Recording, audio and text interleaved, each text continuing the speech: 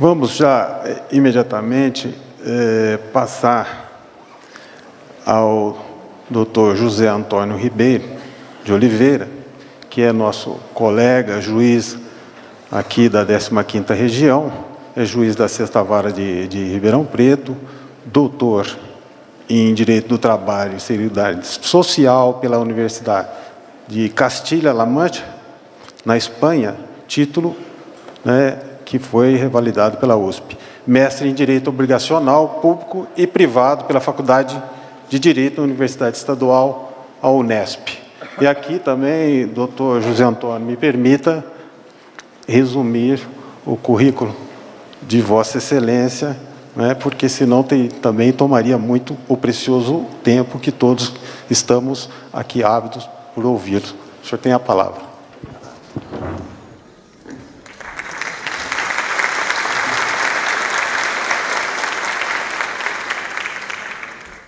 Boa tarde a todos e a todas. Vocês conseguem me ver? Não? Muito bem. Bom, primeiramente, o desembargador Luiz José Dezena da Silva, na pessoa de quem cumprimento os professores da USP, professor José Rogério Cruz Itucci, doutor Heitor Vitor, e os parabenizo pela brilhante exposição. Senhores desembargadores, desembargadoras, advogados, advogadas, estudantes, procuradores do trabalho, enfim, essa dileta plateia. Em primeiro lugar, eu quero agradecer a Deus pela grande oportunidade de estar falando no 17º Congresso Nacional de Direito do Trabalho e Processual do Trabalho, nesse espaço monumental, e daqui a coisa fica ainda mais magnífica, e é magnífico verificar como o ser humano teve condições materiais, psíquicas de construir algo tão belo. Em segundo lugar, eu quero agradecer à comissão organizadora, e eu faço na pessoa do desembargador Manuel Carlos Toledo Filho, que me deu essa grande oportunidade de poder vir aqui e discutir alguma coisa, fazer algumas reflexões a respeito da execução na Justiça do Trabalho, e eu farei também sob a ótica do novo Código de Processo Civil. Alguns colegas me questionaram, queriam técnicas novas, queriam alguma coisa para que pudessem desenvolver as suas execuções, para que as suas execuções fossem um tanto quanto mais efetivas, e eu lamento, não tenho esse segredo, eu não tenho a chave de ouro para que a gente possa desenvolver todas as nossas execuções. E eu estou aqui numa situação complexa, difícil, porque falar depois de dois brilhantes expositores, com exposições magníficas, e eu já digo ao doutor Heitor que ele conseguiu trazer para o processo de trabalho realmente tudo aquilo que é importante, e em alguma medida eu vou divergir do senhor apenas para contextualizar, apenas para que a gente possa ter uma visão diferente, e os estudantes, sobretudo, para que eles possam ter visões distintas e, a partir daí, formar as suas reflexões, o que é tão importante no mundo acadêmico e num evento científico dessa grandeza. Falar em execução é extremamente complicado mesmo. Ontem o professor Mário Garmendi já dizia, no Uruguai não existe essa preocupação toda, ela é uma questão cultural. Eu fiz doutorado na Espanha, e na Espanha também não há uma grande preocupação com a execução, com a temática tão extensa como aqui, na Europa como um todo, porque é uma questão cultural. Há um respeito pelo judiciário. Se há uma decisão transitada em julgado, condenando alguém ao cumprimento de uma obrigação de fazer, de não fazer, de entregar uma coisa, e, sobretudo, de pagar alguma quantia, essa decisão deveria ser prontamente atendida, prontamente respeitada, prontamente cumprida. Mas não é assim que a gente tem visto no Brasil, é uma questão cultural, talvez ética, que a gente precise realmente dimensioná-la e descobrir alguma técnica para que a gente possa resolver algumas questões tão intrincadas. Doutor Heitor, doutor José Rogério já pontuaram muito bem. A gente, quando agora fala de execução de sentença, não há mais uma execução. Segundo a ótica formal do novo Código de Processo Civil, estamos falando de cumprimento de sentença, com procedimento próprio, com regramento próprio. E, antes de mais nada, eu gostaria de pontuar alguns princípios que lá no processo civil mesmo são situados para que a gente tenha uma boa dimensão da execução e tentar identificar no processo do trabalho se esses princípios são aplicáveis, em que medida, e se a gente tem algum princípio próprio que nos sirva de alicerce, de fio condutor para essa execução.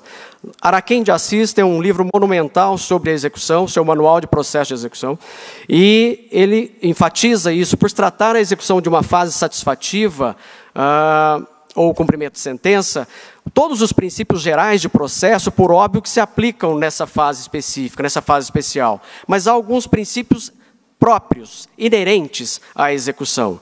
E ele cita, então, o princípio do título. Sem título executivo não se procede a nenhuma execução. Claro que aí podemos ressalvar a tutela provisória de natureza cautelar, a tutela provisória de natureza antecipada. Ela comporta uma execução, um cumprimento, uma efetivação, e não há ainda um título executivo na sua integralidade. Há um título executivo precário que poderá ser executado. O princípio da responsabilidade patrimonial, o doutor Heitor já colocou muito bem, não há mais condições de nós atingirmos a esfera pessoal do devedor. Não há como a gente atingir, prendê-lo, salvo em dívida de alimentos em sentido estrito, não há mais possibilidade. Um terceiro princípio que já foi muito bem colocado pelo doutor Heitor é o do resultado.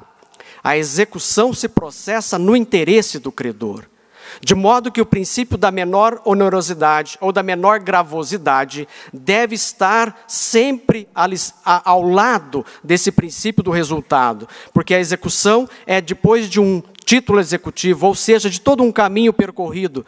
O devedor já teve a oportunidade de se defender, já teve contraditório, já teve ampla defesa, agora há um título executivo a ser cumprido. E por isso, todas as medidas executivas devem ser pensadas sob a ótica do credor, porque ele tem direito à satisfação desse crédito. E o doutor Heitor já apontou bem, é agora regra do processo civil e, no meu ver, plenamente aplicável no processo de trabalho, a regra do artigo 805, parágrafo único do novo Código de Processo Civil. O devedor, ao requerer que a medida seja substituída, porque ela é gravosa a ele tem que indicar o meio mais eficaz do que aquele que já foi desenvolvido. Uma medida mais eficaz sob a ótica da satisfação, da celeridade e da efetividade. Portanto, o próprio Código de Processo Civil deixa isso muito evidente no parágrafo único do artigo 805, e se a gente fizer uma interpretação sistemática desse dispositivo com o artigo 835 do novo Código de Processo Civil, a penhora em dinheiro é um mecanismo preferencial.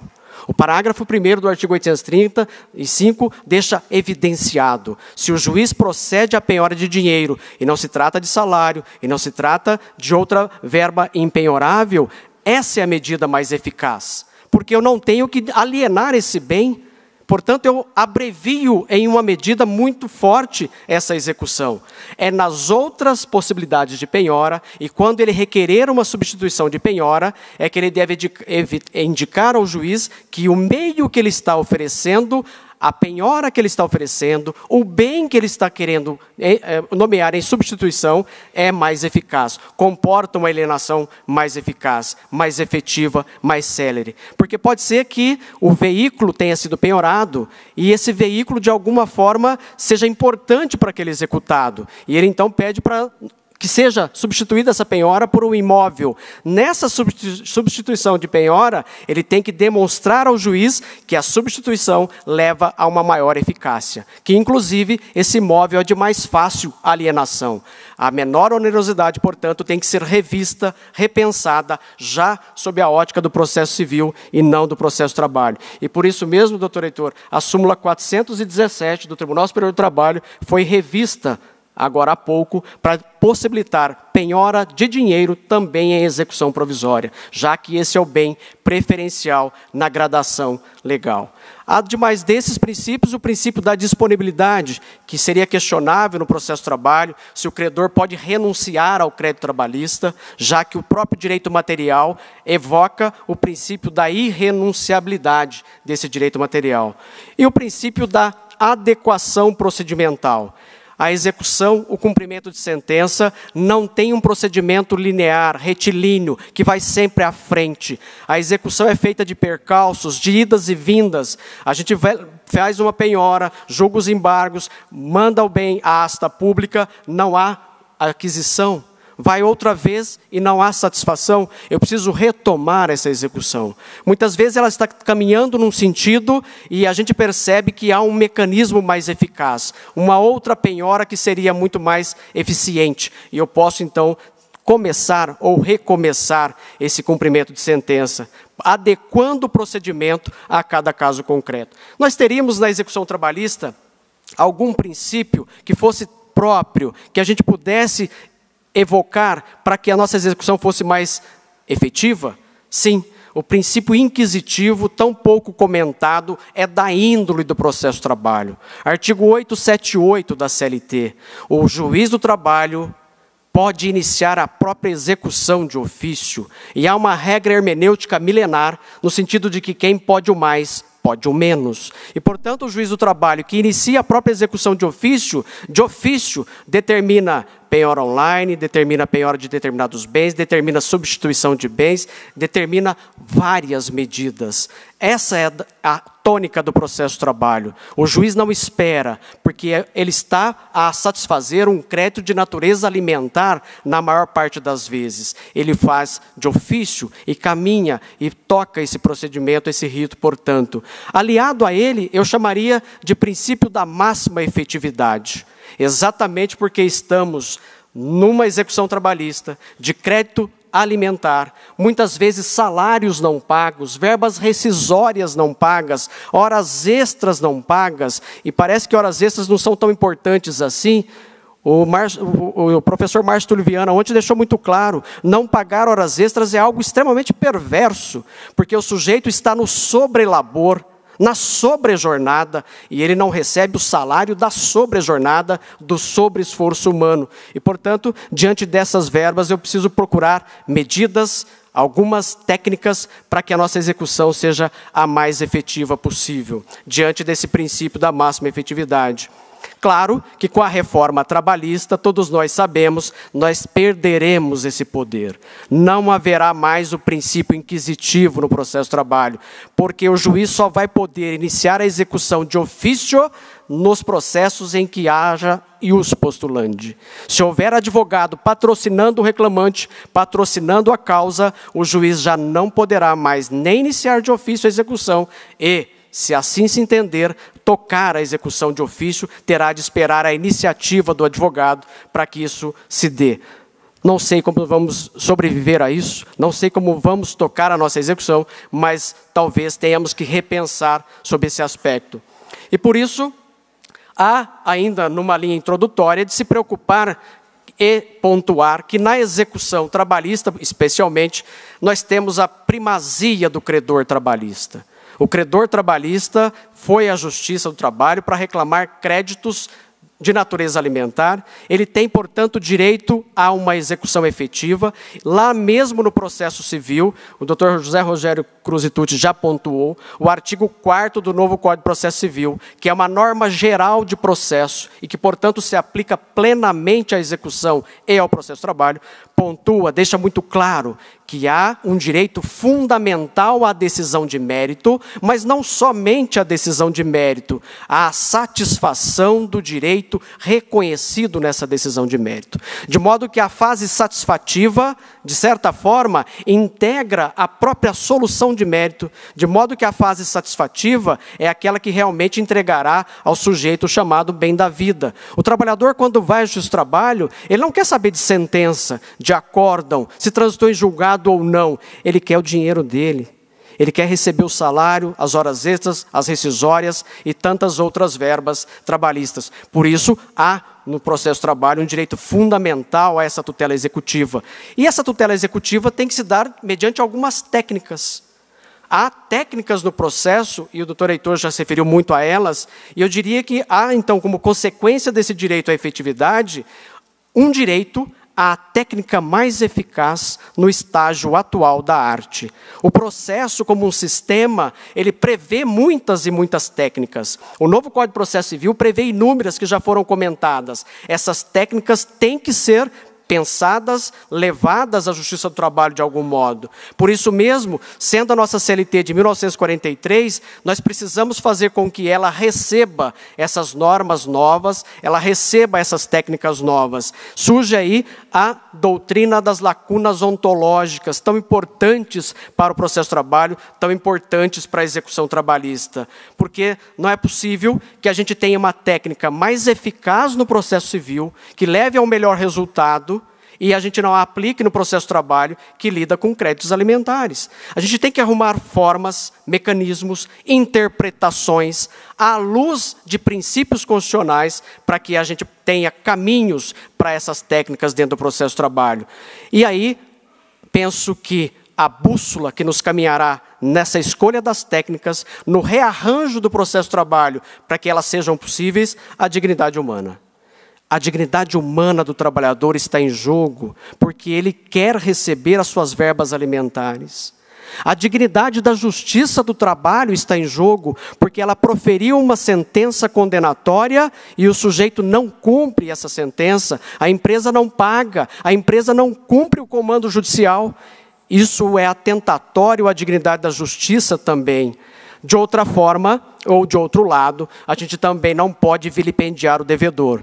Há realmente empregadores, empresas arruinados por crise econômica, por má gestão, por uma série de consequências. A dignidade do devedor também, enquanto pessoa, a dignidade da sua família tem que ser preservados acima de tudo. Não se vilipendia uma dignidade para satisfazer outra dignidade, porque as dignidades têm igual dimensão. E por isso o bem de família é um instituto tão importante também dentro do processo de trabalho.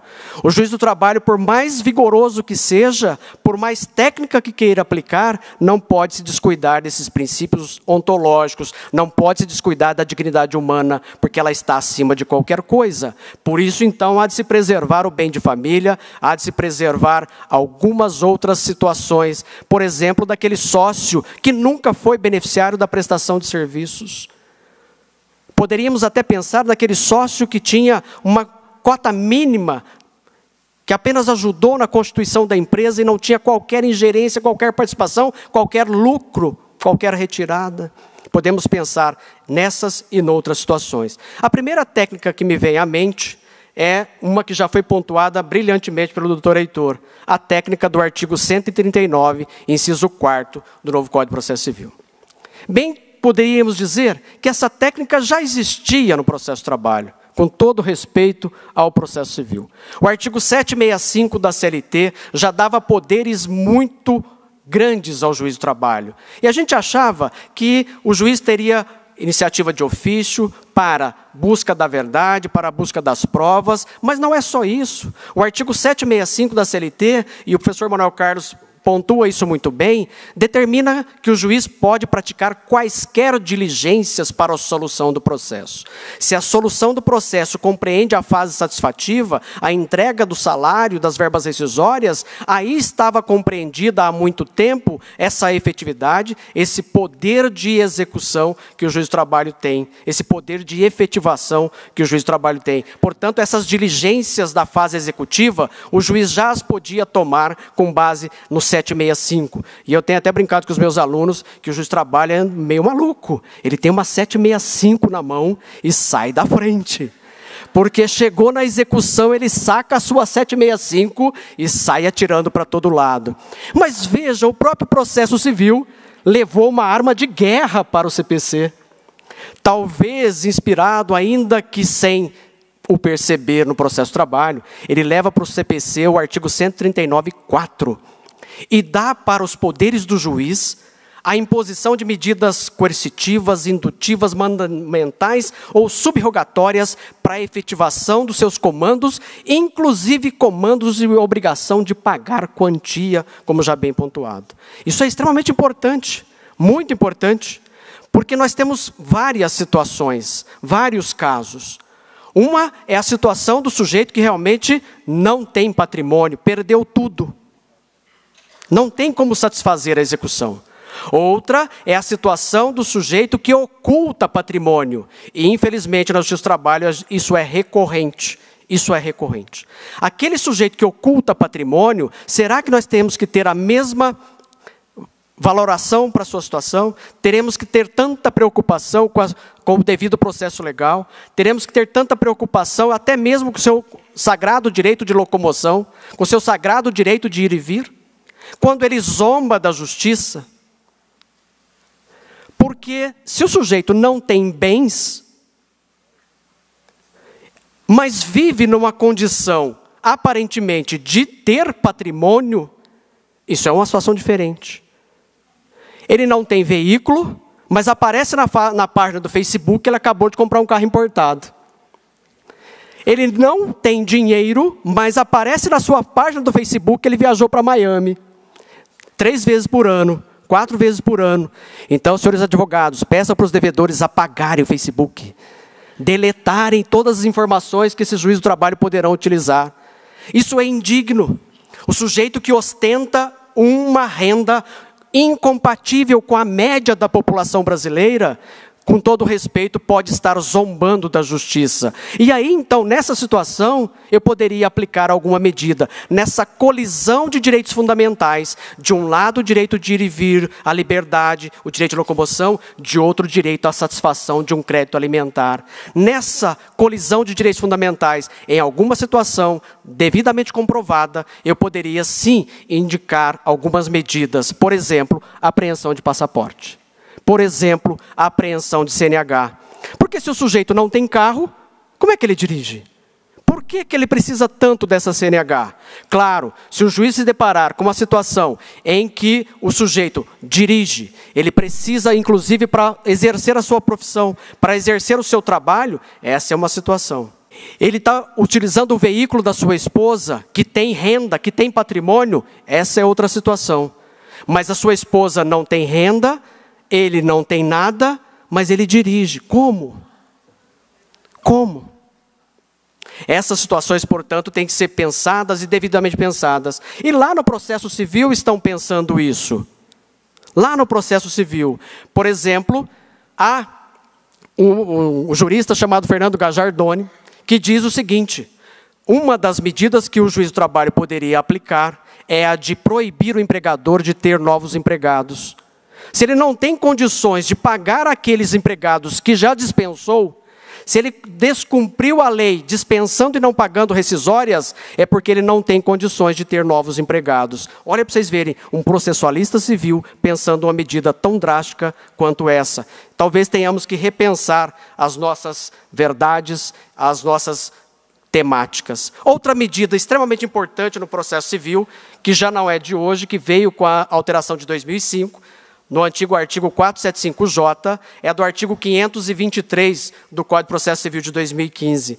Essa medida, como nós todos sabemos, é uma medida indutiva ou coercitiva, não vem ao caso, para estimular o devedor a cumprir a sua obrigação de pagar. Ele tem o prazo de 15 dias, um prazo bem mais elástico, para cumprir espontaneamente a sua dívida, pagando a execução, sob pena de multa de 10%, que pode onerar, então, a sua dívida, aumentá-la. Ele vai ter que pensar, vai ter que sopesar o que é melhor, pagar, discutir e possivelmente levar uma multa de 10%. Essa é uma medida extremamente eficaz. Eu não sei no processo civil se ela tem surtido resultados, mas na minha prática como juiz do trabalho, eu aplico o 475J desde 2006 e com excepcionais resultados.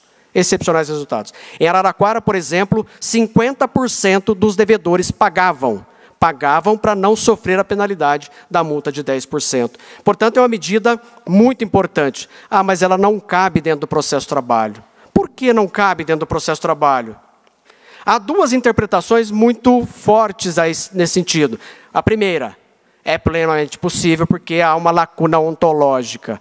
A nossa CLT tem o regramento do artigo 880 e seguintes, que disciplina que o devedor vai ser citado para pagar em 48 horas, senão ele pode garantir a execução, nomeando bens a penhora, inclusive, e, portanto, a gente tem regra própria, não dá para aplicar o CPC. Mas uma corrente diz há a possibilidade de se interpretar que essa regra está velha, ancilosada, e, portanto, uma lacuna ontológica do envelhecimento da norma, e eu a substituo por a regra mais nova, agora do artigo 523. A outra interpretação, que tem prevalecido no Tribunal Superior do Trabalho, é a interpretação de que a gente tem realmente regra própria, não dá para aplicar essa disposição. Mas eu quero pensar com os senhores. Desde 2006, eu e meu amigo Elison Miesa, nos debruçamos sobre essa questão e imaginamos uma seguinte situação: de uma lacuna primária e não de uma lacuna ontológica. Araquém de Assis mesmo diz que lá na execução é como se fosse uma fase nova, porque o CPC dava um prazo muito exíguo de pagamento, de 48 horas ou de 3 dias, e esse prazo de 3 dias, inclusive, continua para a execução de título extrajudicial, onde não há aplicação da multa de 10%. Mas aqui eu tenho um cumprimento de sentença, um título judicial, o sujeito já se defendeu, exerceu o devido processo legal, ele tem que pagar. Por isso eu vou dar um prazo até mais amplo para ele cumprir espontaneamente. Um prazo 5 vezes maior, um prazo de 15 dias. E o Araquém de Assis vai chamar isso de prazo de espera. Um prazo de espera, um prazo que eu chamaria de prazo de cumprimento espontâneo. É como se houvesse uma fase nova, uma fase entre a coisa julgada, o estabelecimento dela, o trânsito em julgado e a execução propriamente dita. É uma fase de cumprimento espontâneo, uma técnica de cumprimento espontâneo, que a gente poderia, então, com essa ideia, aplicar plenamente ao processo de trabalho. Como assim? Eu intimo na pessoa do advogado para cumprir a obrigação em 15 dias sob pena de multa de 10%. E, não havendo cumprimento, aplico a multa de 10%, e aí posso até citar o sujeito ou intimar na pessoa do advogado, não importa, para cumprir em 48 horas já com a multa de 10%. É assim que eu tenho praticado, com ótimos resultados, criando, então, uma interpretação diferente da posta, uma interpretação de que temos aí uma fase diferente, uma fase de cumprimento espontâneo, e ela caberia dentro do processo de trabalho, dentro dessa ideia de lacuna primária. De alguma forma, a gente tem que entender que é aplicável no processo de trabalho. Nem o TST conseguiu decidir essa matéria. Existe um incidente de resolução de recursos repetitivos, que está lá para ser julgado, não foi decidido ainda, talvez porque os próprios ministros não tenham ainda formado uma posição majoritária a respeito dela. De alguma forma, a gente tem que trazer isso para o processo de trabalho, porque leva a efetividade. Vejam, nós estamos com o fusquinha do artigo 880 da CLT. O CPC está andando de Ferrari com o artigo 523. Uma máquina com uma multa de 10%. A gente tem que trazer essa máquina para o processo de trabalho de alguma forma, de alguma medida, para não continuarmos andando de fusquinha, embora o fusquinha seja muito agradável e quem tem não se sinta desrespeitado por isso.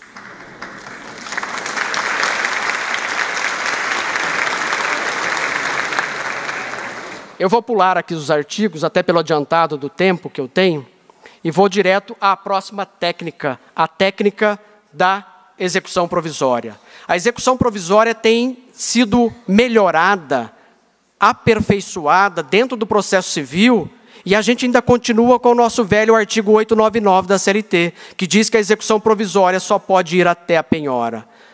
Já na reforma de 2005-2006, houve uma melhora significativa da execução provisória. E agora, com o novo Código de Processo Civil, melhorias ainda. Vejam, é possível transferência de posse, alugar o bem do devedor, arrendar a fazenda do devedor, alugar o prédio do devedor.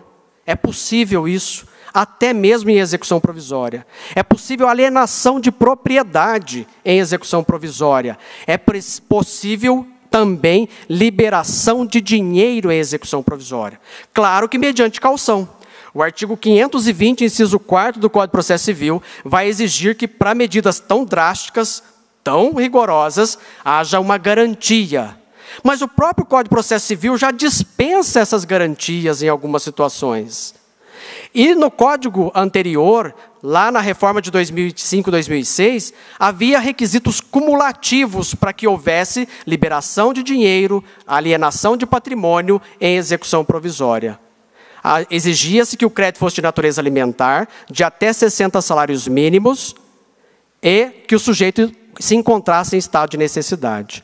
O novo código, no artigo 521, na minha concepção, coloca hipóteses disjuntivas. Elas não são mais cumulativas. Em qualquer uma daquelas hipóteses, é possível liberação de dinheiro, transferência de propriedade, para que haja liberação ao credor. As hipóteses clássicas: o crédito de natureza alimentar, independentemente da sua origem. Essa expressão é muito forte, tem que ser compreendida no processo de trabalho, independentemente da sua origem. Ou seja, se os nossos créditos são alimentares, eles estão aí compreendidos. Porque a própria técnica do processo civil diz que não importa a origem, se é alimento do direito de família, se é alimento de uma ação indenizatória de acidente de trabalho, se é alimento de uma ação indenizatória de danos, se é alimento clássico do direito do trabalho. Porque não importa a origem. Se for verba alimentar, nós poderíamos fazer liberação de dinheiro. Se o sujeito se encontrasse em estado de necessidade, isso é quase visível dentro do processo de trabalho.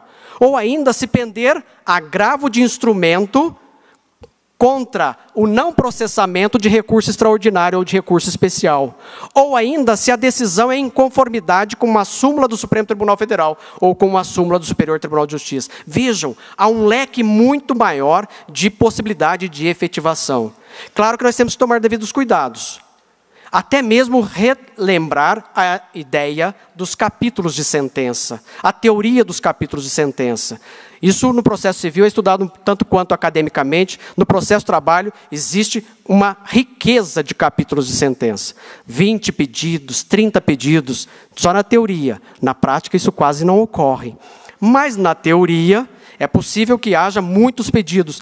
O juiz prolatou uma sentença, condenou em 5, 6 verbas, o sujeito recorre de 2 ou 3. Quanto àqueles outros capítulos, nós temos coisa julgada. Não há nem pensar em execução provisória. E às vezes nós vemos algumas anulações de sentença, quando o objeto do recurso era apenas o adicional de insalubridade. Era apenas um dos capítulos da sentença, com coisa julgada em relação a vários deles. Então, estaríamos diante de execução definitiva e não de execução provisória. Mas mesmo na execução provisória, eu tenho que sopesar algumas situações, por óbvio. Quando eu estou falando de salário, de verba rescisória, é uma coisa. É possível que o juiz libere dinheiro. Agora, quando eu estou falando de questionamento de vínculo de emprego, é outra situação. Se o sujeito pediu reconhecimento de vínculo, é preciso que a gente espere o trânsito em julgado dessa sentença para evitar uma injustiça, para evitar alguma situação. Mas é possível, na minha ótica, que a gente faça a liberação de dinheiro, principalmente quando pender agravo de instrumento para o Tribunal Superior do Trabalho. A sentença, o acórdão, estão em conformidade com súmulas, com orientações jurisprudenciais, já há um segundo pronunciamento do judiciário. Por que aguardar o trânsito em julgado?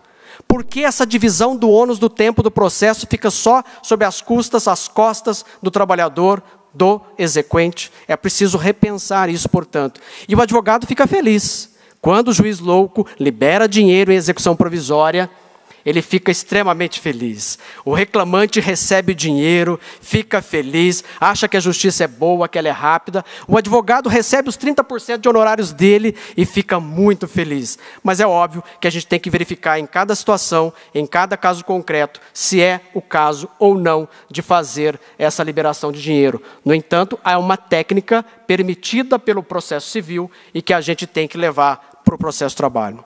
Perder um pouco do nosso medo. Outra técnica, já referida pelo doutor Heitor, é a dos embargos à execução, independentemente de garantia do juízo. Ainda temos a velha exigência da CLT, de que para a oposição de embargos à execução, o sujeito tem que fazer a garantia plena da execução. Mas muitas vezes não há bens suficientes. O único bem penhorado é aquele que garante parcialmente a execução. Portanto, eu não posso ser mais realista do que o rei e, nessas situações, me contentar com aquela garantia parcial, processar os embargos à execução e satisfazer, ainda que em pequena medida, o crédito que está sendo objeto de execução. Isso tem que ser pensado e repensado. Mas não somente isso. Nessa técnica da execução provisória, há a possibilidade de nós praticarmos todos os atos, nessa técnica dos embargos à execução, independentemente de garantia da execução, nós temos a possibilidade de ir até os últimos termos, porque agora, de acordo com o novo Código de Processo Civil, os embargos à execução não têm mais efeito suspensivo. Não tem mais efeito suspensivo. Tanto é assim que o sujeito executado tem que requerer a concessão desse efeito suspensivo e demonstrar ao juiz que há um efetivo perigo de dano para a sua situação, para o seu patrimônio, para o seu direito. É ele que tem que requerer e é ele que tem que demonstrar essa situação de perigo. O parágrafo 6º do artigo 525 do novo Código de Processo Civil prevê exatamente isso, a possibilidade de a gente prosseguir com a execução.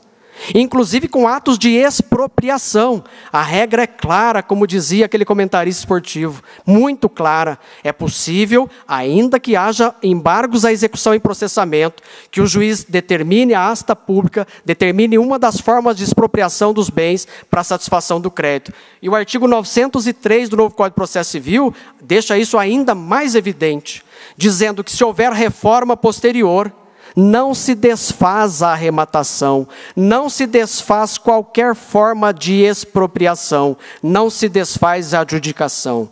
Há uma reparação de danos dentro do mesmo processo, nos mesmos autos, mas aquela execução foi até os últimos termos, está aperfeiçoada e, portanto, não há volta atrás. Nós também poderíamos levar isso para o processo de trabalho, aplicar isso de alguma medida e não ficar esperando o trânsito em julgado da decisão de embargo de execução. Ora, se no próprio processo civil não há que se aguardar o trânsito em julgado, por que nós vamos esperar o trânsito em julgado do agravo de petição? Portanto, é plenamente possível, defensável, de acordo com essa técnica, que julgados embargos à execução, o juiz já determine uma das formas de expropriação dos bens, independentemente da espera do processamento e do resultado do agravo de petição. Porque assim está no Código de Processo Civil, não é nem dentro do processo de trabalho. Claro que a gente tem que ter cautela, e em algumas situações, talvez isso seja perigoso, seja arriscado, e a gente tenha que ter muita cautela para isso. Uma das outras técnicas é a técnica da responsabilidade patrimonial. Quando nós falamos de responsabilidade patrimonial, a gente tem que ter primeiro a visão de que a responsabilidade, na verdade, não está toda dentro do processo. Pelo contrário, normalmente as regras de responsabilidade estão no direito material. E por isso Cândido Rangel Dinamarco bem diz que a responsabilidade patrimonial é um instituto bifronte, que está numa zona de intersecção entre o direito material e o direito processual. O sujeito é chamado à responsabilidade no curso de uma execução, no curso de uma fase de cumprimento de sentença, mas as regras que normalmente balizam, essas regras estão dentro do próprio direito material. Nós sabemos muito bem disso dentro do processo de trabalho. Grupo econômico é definido pelo artigo 2º, parágrafo 2º da CLT.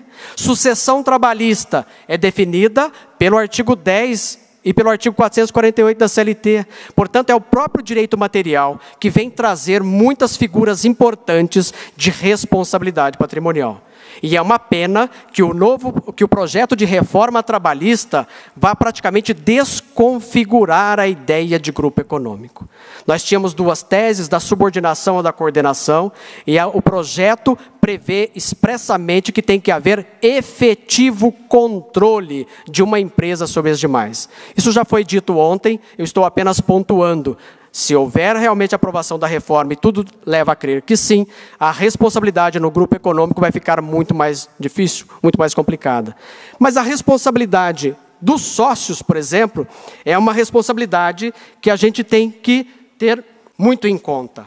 Porque quando a gente fala de responsabilidade dos sócios, a gente pensa logo em desconsideração da personalidade jurídica. Mas não é só. Muitas vezes eu nem precisaria da desconsideração da personalidade jurídica, porque eu preciso distinguir a responsabilidade op legis, ex legis, da responsabilidade derivada da desconsideração da personalidade jurídica. O próprio direito material civil Civil prevê algumas hipóteses muito, muito importantes, que eu não precisaria nem chegar à desconsideração da personalidade jurídica. Um exemplo é o artigo 1016 do Código Civil. O sócio administrador, na sociedade limitada ou na sociedade anônima, se agir com culpa, tem responsabilidade solidária pelos débitos da sociedade. Se ele agir com culpa, ele tem responsabilidade solidária para com todas as obrigações da sociedade. Poderíamos imaginar a situação que já é referida na doutrina trabalhista da culpa contra a legalidade. O empresário, o empregador, sabe que tem que pagar salário até o 5º dia útil do mês seguinte. Sabe que ao dispensar empregado, tem que ter provisão de fundos suficientes para pagar essas despesas. O Dr. Zé Pedro Rodrigues mesmo tem um acórdão brilhante aqui na 15ª região, nesse sentido. O sujeito tem que estar preparado para honrar essas dívidas trabalhistas. O direito de despedir é um direito quase potestativo, mas é preciso cumprir a lei. Portanto, quando o empregador despede e não paga rescisórias, ele está descumprindo a lei. E descumprir a lei não é culpa? Não seria uma culpa contra a legalidade? Portanto, nessas hipóteses de culpa contra a legalidade ou de demonstração de culpa subjetiva, nós poderíamos responsabilizar o sócio independentemente de desconsideração da personalidade jurídica. Somente teria necessidade de chegar à desconsideração da personalidade jurídica se essas próprias normas do direito material não me derem suporte, não me derem alicerce para que isso se dê. E aí, então, entra um grande problema. Aplica-se ou não o instituto da desconsideração da personalidade jurídica formal, traumático, com todo respeito, do processo civil ao processo de trabalho? Os artigos 133 e seguintes do novo Código de Processo Civil, um procedimento em que se efetiva mediante contraditório, devido processo legal e tudo mais, citando-se primeiro o sócio, citando-se primeiro a empresa na desconsideração inversa, oferecendo a ela 15 dias de direito de resposta, oportunizando a produção de provas, decidindo essa questão, esperando o trânsito em julgado dessa decisão, para só depois atingir os bens do sócio. Isso até seria razoável no sócio que já saiu da sociedade. Seria bastante razoável para o sócio que tem uma cota mínima de 1% da sociedade. Seria bastante razoável. Se o legislador tivesse previsto isso para essas situações, talvez nós não tivéssemos tanta aversão a esse instituto no processo de trabalho. Mas como foi previsto de forma ampla, geral e restrita, a gente começa a pensar que isso talvez não fosse cabível dentro do processo de trabalho. Eu penso, com todo respeito, que esse instituto é incompatível com o processo de trabalho. Mas o TST resolveu bem essa questão. O TST, na instrução normativa número 39, no seu artigo 6º, resolveu muito bem essa questão. Ele diz que, embora se aplique o instituto à execução trabalhista, nós preservamos algumas técnicas do processo de trabalho. Primeiro, o juiz pode declarar de ofício, pode iniciar de ofício essa desconsideração. Não precisa esperar a iniciativa do próprio credor. Segundo, permite-se ao juiz do trabalho aplicar medidas cautelares, até de ofício, preservando o patrimônio do sócio, para que nós possamos não ter a surpresa desagradável de, depois desse expediente tão longo, tão traumático, não encontrar bens, não encontrar nada no patrimônio desse sócio. É uma medida cautelar, não é a medida satisfativa. E se o sujeito demonstrar que ela é rigorosa, o juiz do trabalho deve liberar esse patrimônio, liberar essa constrição imediatamente. Assim deve ser, espero eu. Eu tinha outras coisas para falar, estou atropelando aqui o tempo. Teria que falar ainda sobre penhora de salário, mas essa questão já foi bem abordada pelo Dr. Heitor. Eu só chegaria, então, ao final dos meus slides para fazer as últimas considerações e no sentido de que sempre o que está na nossa ótica, o que está na nossa mira é a dignidade humana. A dignidade humana está acima de qualquer coisa. E quando falamos em dignidade humana, e até mesmo em bem de família, que eu já disse, deve ser preservado, uma coisa é a dignidade humana para o bem de família, tal como ele foi previsto na lei. Outra coisa é para a preservação de bens amplamente suntuosos, mansões e tudo mais. Não quero defender ideia alguma, apenas pontuar. Será que o Instituto do Bem de Família foi feito para preservar essas mansões? Ou não?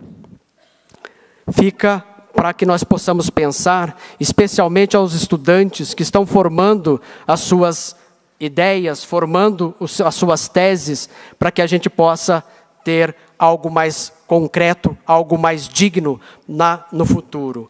Nós precisamos realmente ter uma nova execução, uma execução que a gente busque patrimônio, mas sem a disfarçatez do ocultamento explícito que torna indigna a própria atuação do devedor, que não dignifica a própria atuação do advogado, se assim posso sustentar. Tudo tendo em mente aquela bússola da dignidade da pessoa humana. É a dignidade da pessoa humana que está acima de tudo. Do credor, ela é extremamente importante. E por isso, eu finalizo com a ideia de Kant de que o ser humano tem que estar acima de tudo e o ser humano não pode ser coisificado, porque o ser humano tem valor e as coisas têm preço. O ser humano trabalhista, quando vendeu a sua força de trabalho e não a recebeu, e não recebeu por isso, é coisificado. Ele tornou-se instrumento de produção, como já bem pontuado nas palestras anteriores. Isso talvez não seja muito bom, não seja digno, não seja justo. Por isso Miguel Reale, o nosso maior jurista de todos os tempos, dizia que o ser humano é o valor fonte, o valor fundamental. É preciso então valorizar esse ser humano que trabalha, e valorizar ele significa dar também o direito a ele no menor tempo possível, com a melhor técnica possível. Uma última palavra aos estudantes. No entanto, como já dizia Carl Jung, conheça todas as teorias, domine todas as técnicas, mas, ao tocar uma alma humana, seja apenas outra alma humana. Muito obrigado pela atenção dos senhores.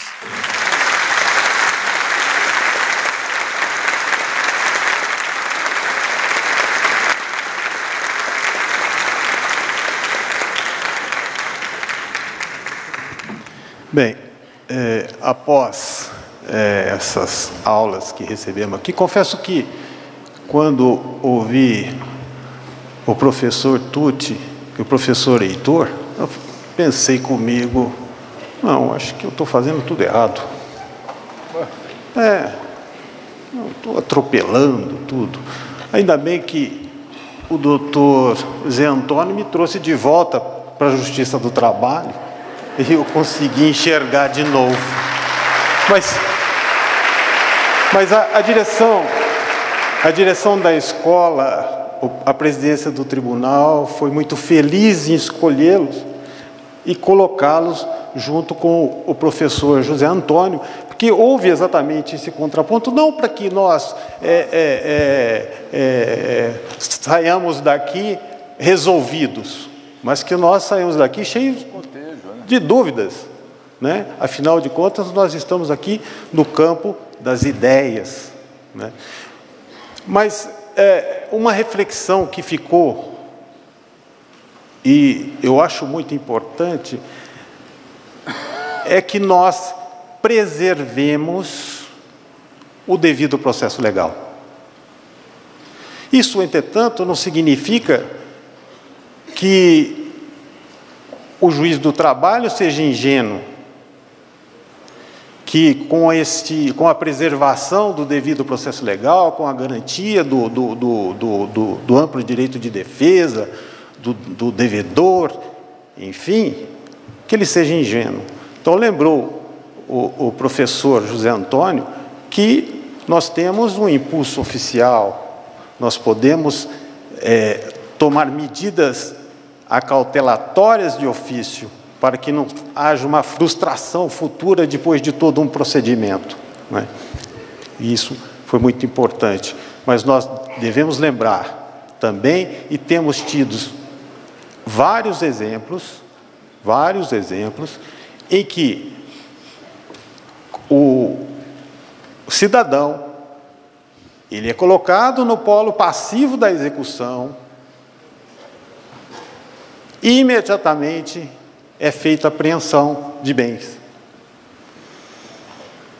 E a execução lá de R$1 milhão e se consegue apreender 100 mil.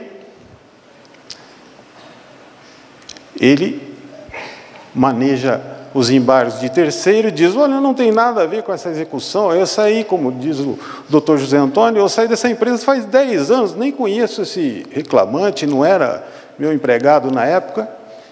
E quando ele entra com os embargos de terceiro, o juiz diz, indefiro liminarmente os seus embargos de terceiro, porque já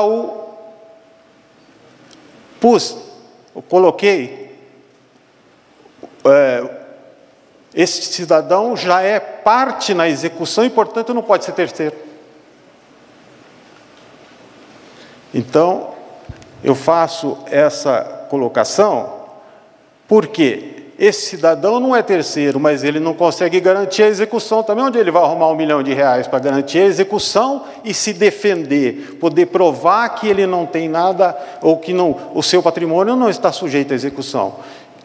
Então, por isso fica aqui esta reflexão de que realmente devemos sempre preservar o direito da ampla defesa, né, do contraditório, do devido processo legal, sem que sejamos ingênuos, sem que deixemos de garantir o cumprimento da coisa julgada, né, que é o grande prestígio do Poder Judiciário, é ver realizadas suas próprias decisões. Afinal, a falta de materialização daquilo, da coisa julgada, é a vitória de Pirro, como lembrou o professor Tucci, né? Isso é um desprestígio para o próprio poder. Portanto, com essas breves considerações, né, eu declaro aqui encerrado este painel, agradecendo muitíssimo os professores pela aula, né, e a plateia que nos ouviu pacientemente. Muito obrigado.